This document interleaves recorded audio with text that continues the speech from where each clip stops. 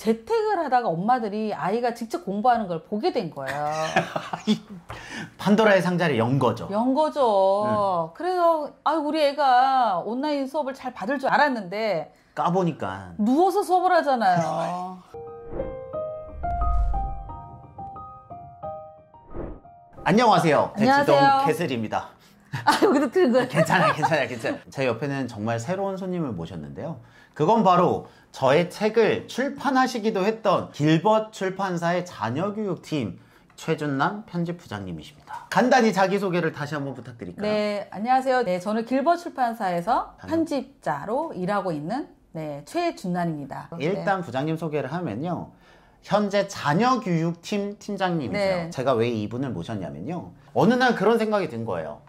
좋은 책들을 소개하는 데 있어서 20년 차인 편집장님이 추천해 주신 책이 좋지 않을까라는 생각을 했거든요. 왜냐면 만드시는 사람이잖아요. 네. 그래서 이분을 모시고 자녀교육에 대해서 이야기를 하면 좋겠다라고 생각해서 모신 거고요. 네. 지금까지 대략 몇 종류 정도 책을 편집하셨나요? 자녀교육서 책으로만 얘기를 해보면 한 70종? 50, 70? 100권은 넘지 않고요. 근데 이거 얘기하려면 제가 앞에 히스토리가 원래는 20년 넘게 이제 편집자 생활을 했는데 처음부터 이 책을 만든 건 아니에요. 자녀교육서. 사실 이제 저는 어학을 전공을 했고 졸업하자마자 이제 어학 할 수 있는 출판사에 취업을 해가지고 그걸 더 많이 만들었거든요. 실용 교육서로. 그런데 저도 이제 그 사이에 낳고 결혼도 하고 아이도 낳고 어느 날 보니까 어학서 같은 경우는 나를 위한 책인 거예요. 얘를 공부하고 나면 나도 좋고 1대1에 뭔가 기쁨을 주는데 아이를 낳고 보니 좀 제가 생각이 좀 바뀌더라고요. 아이는 1대1의 가치에 뭔가를 더 줄 수 있겠다. 그리고 그거를 대하는 부모님한테도 뭔가 가치적인 부분을 내가 줄 수 있는 게 이 자녀교육서이지 않을까라는 생각에 나중에 이거를 자녀교육서 팀으로 바꾼 거예요. 새롭게 만들기도 한 거고요. 근데 이제 거기에서 후회가 없는 거죠.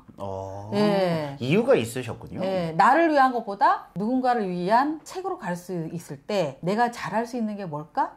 이런 걸 한번 떠올려 보면서 자녀교육서를 찜하게 된 겁니다. 그러면 이제 70종이라고 하셨는데 1년에 편집자분들이 대략 몇 종의 책을 내시나요? 저랑 이제 책을 만들어 봤기 때문에 선생님도 그렇죠? 뭔가 감은 잡히잖아요. 그런데 진짜 편집자들이 1년에 몇 권을 만들 수 있을까? 혼자 스스로 책을 만들 때 제가 보기에는 물론 기획부터 책 나오는까지를 따지면 시간이 2년 걸리는 것도 있어요. 그렇죠. 한 권이. 근데 그 2년 동안의 뭐 세월 속에는 또 다른 책을 기획도 하고 또 다른 책 만들기도 하니까 결과물적으로 나오는 거는 1년에 한 5권? 저희 같은 경우는 한 5권, 6권. 대충 이렇게 두 달에 한 권 두 달에 정도? 한 권이라고 보시면 돼요. 그래서 2달에 한 권 정도 편집자가 나오는구나. 그래서 혹시 이제 제가 팁을 드리면 어느 출판사에서 어떤 분야의 책이 이렇게 몇 달 단위로 나오는지를 보시면 여기는 편집자가 몇 명 있구나. 이런 게 감이 잡히죠. 이거 꿀팁이네요. 꿀팁이죠. 편집자 한 명당 2달에 한 권 정도가 나오니까 그 출판사에서 6권이 나오면 편집자가 1명인 거고 그렇죠. 대략 12권이 나오면 편집자가 2명인 2명은 되겠구나. 그러면 그 나오는 책의 종류에 따라서 그 출판사의 규모를 가늠할 수 있다는 거군요. 그 분야를 몇 명이 만들까는 감이 잡힐 거예요. 그럴 수도 있겠네요. 근데 이거는 이제 팁이었고요. 또 하나 이제 저는 이제 말씀드리고 싶은 거는 제가 2달에 한 권은 더 이렇게 나이가 들어서 만드는데 더 안 빨라져요. 이게 시간이 더 길어져요. 2달에 한 권? 근데 제가 오히려 초년일 때 10년 차 뭐 이럴 때는 한 달에 한 권도 냈어요. 그러면 그 차이랑 이 차이랑 무슨 차이야? 나이가 들어서 더 힘든가? 그거 아니죠. 월급은 더 올라가는데 왜 2달에 한 권일까? 예전에는 책만 내면 됐다고 얘기하고 싶어요. 여기 너무 슬픈 게 있어요, 편집자한테. 예전에는 좋은 책을 만들기만 하면 그걸로 유통이 되고 알아서 판매가 되고 순위가 올라갔으니까 한 달에 한 권씩 쭉쭉 좋은 책을 뽑으면 됐는데 제가 보도자료까지만 딱 쓰고 서점에다가 딱 링크 이제 걸고 나면 바로 돌아서면 다음 책을 만들어. 이거 신경 안 써도 됐어요. 근데 요즘은 막 유튜버들 섭외하고 막 기획서 내고 마케팅하고 그 작가 관리하고 그 앞뒷단이 늘어나서 한 권 나오는 속력이 느려진 거군요. 책은 2월에 나왔지만 이 책으로 인한 마케팅까지 한다 그러면 3월 말 이렇게까지 가거든요.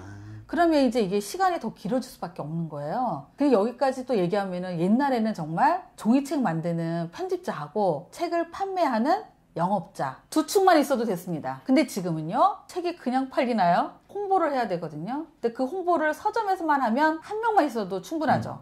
근데 어디다 해요, 지금? SNS. 그 다음에 뭐 유튜브, 누군가의 광고, 홍보에 다양한 뭐 플랫폼들이 있잖아요. 그런 거에 다 해야 되니까 이 외부로 연관된 마케터들은 계속 늘고 있어요. 저희 회사만 해도 늘 충원하고 있는 팀은 웹 마케터입니다. 요약하면 예전에는 책 내용에만 신경을 많이 썼는데 지금은 책 내용뿐만 아니라 마케팅을 해서 판매하는 것까지 생각을 해야 되기 때문에 그 중간에 연결해주는 사람의 역량이 늘어났다. 네. 여기까지가 기본적으로 편집자님이 바라보는 출판계의 변화인 거고요. 네.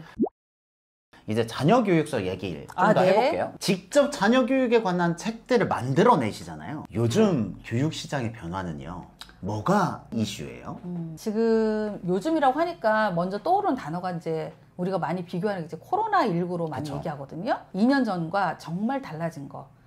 제가 2년 전에 베스트 순위에는 지금도 베스트이긴 한데 뭐 오은영 선생님 책이라든지 네. 이런 것들, 그리고 뭔가 엄마의 그런 아이들 육아하면서 힘든 뭐 내 아이를 위한 감정 코칭이라든지 이런 책들이 늘 필요했었던 책이고 늘 베스트에 있었어요. 네. 저희 회사만 해도 뭐 내가 들어보지 못해서 해주지 못한 말들, 아이 마음에 상처 주지 않는 습관, 그래서 뭔가 이제 텍스트로 읽으면서 아이를 육아 코칭하고 이런 것들, 엄마들이 해줄 수 있는 거, 이런 것들이 좀 많이 나왔어요. 코로나19에 바뀐 거 오늘 한번 검색을 해보세요. 자녀 교육으로 예스나 뭐 교보나 이런 데서 검색을 해보시면요, 저도 이제 이거 잠깐 유튜브 하려고 오늘 지금 봤거든요. 다 뭘로 바뀌었냐? 학습으로 바뀌었어요. 선생님 정말 학습책 내기 잘했습니다. 네. 아, 예전에는 학습이 문제가 아니었으니까 그 학습을 하는 학생과 학부모님의 멘탈이나 심리적인 부분, 대화, 아이 마음에 상처 주는 거, 이런 비언어적인 네. 이모셔널한 부분에 중점을 줬다면 이제는 학습 자체가 문제니까 어떻게 영어 공부할까요? 뭐 수학 공부 이렇게 하세요. 이런 책들이 많이 팔린다는 거죠. 네, 이게 바로 코로나 하면서 이제 재택을 하다가 엄마들이 아이가 직접 공부하는 걸 보게 된 거예요. 판도라의 상자를 연 거죠. 연 거죠. 그래서 우리 애가 온라인 수업을 잘 받을 줄 알았는데 까보니까 누워서 수업을 하잖아요. 저희 집 얘기입니다. 저희 애는 안 보겠죠, 이거? 네. 누워서 하더라고요, 뭐든지. 얼마나 속 터지고. 근데 이 관계가 지속이 돼야 되니까 뭐라고는 말을 못하고 지켜보고 있는데 안 되겠다. 이러면서 이제 엄마들이 어떻게 공부하는지, 영어 공부하는 거, 그 선생님이랑 만난 대치동 수학 공부의 비밀이 그래서 잘 나갔던 거예요. 나쁘지 않았다. 네. 네, 그렇습니다. 사전에 짠 거 아닙니다, 여러분들. 짠 거 아니고 제 책을 네. 만들어주시는 편집자님이라서 이렇게 얘기할 수 있습니다. 그러면 가장 바뀐 트렌드는 코로나19로 인해서 학습에 대한 위기와 두려움이 생겼기 때문에 학습에 관한 책이 많이 팔렸다는 거고, 네네. 그거는 이제 사회 전체적인 트렌드고, 교육 안에서 네. 가장 이슈가 되는 뭐 키워드 한 두 개 정도를 뽑아주신다면 어떤 게 있을까요? 지금 조금 이슈화되고 있는 거는 작년에 2021년 한 3월 달쯤부터 막 그 방송에서 EBS에서 문해력이라는 얘기를 좀 많이 방송을 좀 했었어요. 그러면서 마침 이 코로나 시국과 연동이 되면서 문해력이라는 것이 결국은 읽는 거가 아니라 이제 읽고 쓸 수 있는 능력. 그쵸? 이게 문해력이잖아요. 이것까지 필요한 거를 좀 절실히 느끼면서 이 문해력에 대한 필요성이 그때부터 더 많이 화두가 된 것 같아요. 사실 새로운 건 아니에요. 예전에도 필요했던 거예요. 뭐 우리가 수학 문제 풀려고 그러면 수학 문제 옆에 문제 해독을 못 해갖고 못 푼다. 그래서 그런 논술 텍스트형 되게 중요하다 그래서 많이 강조했던 건데 이게 옆에서 보니까 더 많이 절실해진 거. 거기다 방송에서 이런 단어 써도 되나요? 막 때려 막 이 용어를 때려. 방송에서 문해력 이 키워드를 때려. 당신의 문해력 얼마나 알고 있나요? 막 이렇게 하니까 이제 다 위협적으로 오고 그러면서 아이들한테 이제 문해력이라는 키워드가 지금은 가장 중요한 지금 많이 이슈가 되고 있는 게 문해력이지 않을까 합니다. 또 하나를 든다 그러면은 뭐 요즘은 고교 학점제? 제가 이제 교육으로 얘기해야 되니까 한 두 가지 정도에서 얘기해 볼 수 있을 것 같긴 해요. 고교 학점제는 예. 제가 이 전에 있던 민사고 출신의 학생이랑 인터뷰한 영상이거든요. 예. 근데 거기가 이제 민사고가 거의 미리 도입한 느낌인데 학생에게 자율권을 주고 거의 뭐 대학교 수강하는 것처럼 수업을 자기가 원하는 대로 구성을 한다. 그럼 그거네요. 자기 주도적으로 공부할 수 있는 애들은 그런 그게 더 맞는다는 시스템이 거죠. 낫죠. 맞는 왜냐하면 거죠. 자기한테 맞춤형으로 교육을 할 수 있으니까요.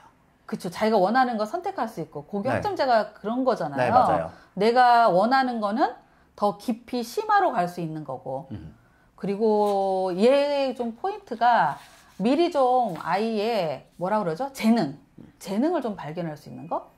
좀 발견해라. 이렇게 던져주는 거가 이제 예전에 우리 교육이랑 좀 다른 거? 네. 예, 막 대학까지 억지로 가서 대학 가서 그다음부터 직업에 대한 걸 고민하고 그때부터 찾는 거잖아요.